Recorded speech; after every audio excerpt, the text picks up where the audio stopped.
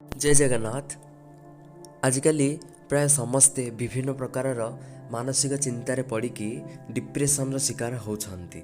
सेमानक पई सेमानक मनकु टिके सांत्वना देबा पई एही छोट कहानी एही छोट स्टोरीटी। थरे जणे व्यक्ति तार गधको नेकी बण जंगल रे जाउथिला। बाटरे गोटे स्थान रे तार विश्राम नेबाकू इच्छा हैला। तेणु गधको बांधिया पई से प्रस्तुत हुअन्ते देखिला ता पाखे तार आउ दौड़ी नाही, सेटा कुआडे हजि जाइछि। तेणु गधको से केमती बांधिबो चिंतारे पड़ीगला। से देखिला सेठी जणे सन्यासी अछंती।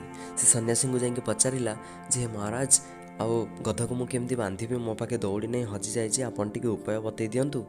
तापरे से सन्यासी जनक कहले शुण, गधमानंकर बुद्धि कम, सेमाने बोका। तेणु गोटे काम कर, घरे तमे जेमती बांधुथुल सेमानंकु ठीक सेही भली भाबरे ताकु बांधिबार केवल अभिनय कर। गधर बेकर टिके हाथ बुले दियो, गछर मूल टिके हाथ बुले दियो। एमती करिया द्वारा गध भाबिबो जे मते वर्तमान बंधा हो जाइछि। तो सी व्यक्ति जनक ठीक सेमती कले एवं गध ही भाविला जे मते वर्तमान बंधा हो गला एवं से आउ कुआडे गलानी। एवं से व्यक्ति जनक किछ समय विश्राम सेठी नेला से गछमूଳରେ। तापरे जेतोळे घर को जिया बाहरला, से गध को जेते आउ बाड़ाउची, गध आउ जमा भी जाओनी। चिंतार पड़ीगला, अरे गध बर्तमान जाऊनी कहीं। तेणु से साधु सन्यासी कथा पुणी मन पकेला, कहला अरे सी तो एमती एमती कही मानसिक भाव में बांधि देवाई मु मन मन सेमती बांधि देइथिली, एक्टिंग करथिली। तेणु पुणी आउ थे से गध को पुणी खोलिबार अभिनय कला और गध भाविला मु एबे बंधन मुक्त हो गली। तापर गध गला तो देखिले तो गध को प्रकृति में बंधा जाई नथिला, केवल ताको बांधिबार अभिनय करागला और से भाविला जे मु वर्तमान बंधन रे पड़िछि। तापरे टिके समय परे ताको पुणी आउ थे खोलिबार अभिनय मध्य करागला और से भाविला मु वर्तमान बंधन मुक्त हो गली।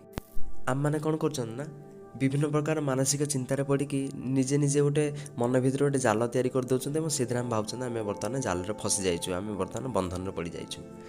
किंतु पुणी आउ थे आमको केवल आम भावना ही बदल देवार अच्छी।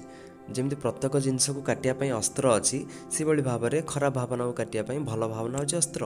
आम मन मन केवल भाविदेवा दरकार नाई मु बंधन में पड़नी, मु बर्तमान मुक्त, मो पाखे किसी भी टेंशन ना। ये केवल आम भावना यदि बदली देले ताले सबकिछि बदली जीव।